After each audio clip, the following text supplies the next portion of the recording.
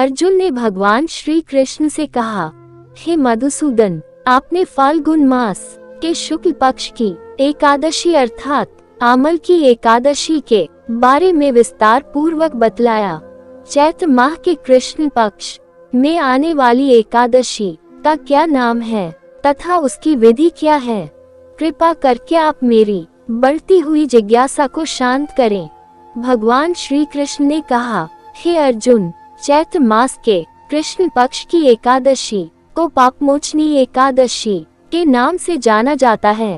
एक बार की बात है, पृथ्वीपति राजा माधाता ने लोमश ऋषि से यही प्रश्न किया था जो तुमने मुझसे किया है। अतः जो कुछ भी ऋषि लोमश ने राजा माधाता को बतलाया वही मैं तुमसे कह रहा हूँ।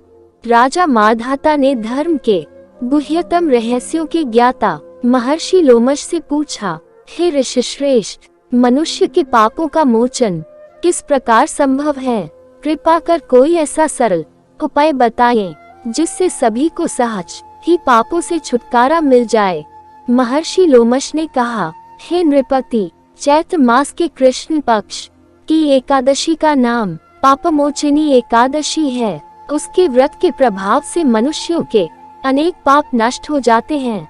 मैं तुम्हें इस व्रत की कथा सुनाता हूँ, ध्यान पूर्वक श्रवण करो।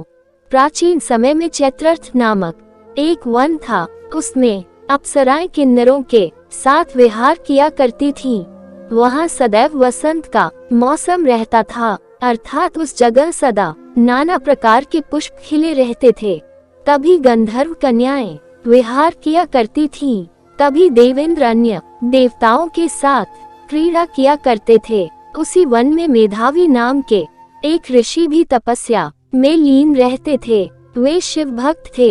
एक दिन मंजूघोषा नामक एक अप्सरा ने उनको मोहित कर उनकी निकटता का लाभ उठाने की चेष्टा की। इसलिए वह कुछ दूरी पर बैठ वीणा बजाकर मधुर स्वर में गाने लगी। उसी समय शिव भक्त महर्षि मेधावी को कामदेव भी जीतने का प्रयास करने लगे। कामदेव ने उस सुंदर अप्सरा के भ्रू का धनुष बनाया, कटाक्ष को उसकी प्रत्यंचा बनाए और उसके नेत्रों को मंजूघोषा अप्सरा का सेनापति बनाया। इस तरह कामदेव अपने शत्रु भक्त को जीतने को तैयार हुआ। उस समय महर्षि मेधावी भी युवावस्था में थे और काफी हृष्ट पुष्ट थे। उन्होंने यज्ञोपवीत तथा दंड धारण कर रखा था। वे दूसरे कामदेव के समान प्रतीत हो रहे थे। उस मुनि को देखकर कामदेव के वश में हुई मंजूघोषा ने धीरे धीरे मधुर वाणी से वीणा पर गायन शुरू किया तो महर्षि मेधावी भी मंजूघोषा के मधुर गाने पर तथा उसके सौंदर्य पर मोहित हो गए। वो अप्सरा मेधावी मुनि को कामदेव से पीड़ित जानकर उनसे आलिंगन करने लगी। महर्षि मेधावी उसके सौंदर्य पर मोहित होकर शिव रहस्य को भूल गए और काम के वशीभूत होकर उसके साथ रमन करने लगे।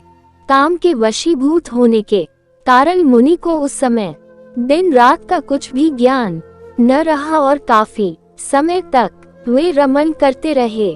तदुपरांत मंजूघोषा उस मुनि से बोली, हे ऋषिव, अब मुझे बहुत समय हो गया है, अतः स्वर्ग जाने की आज्ञा दीजिए।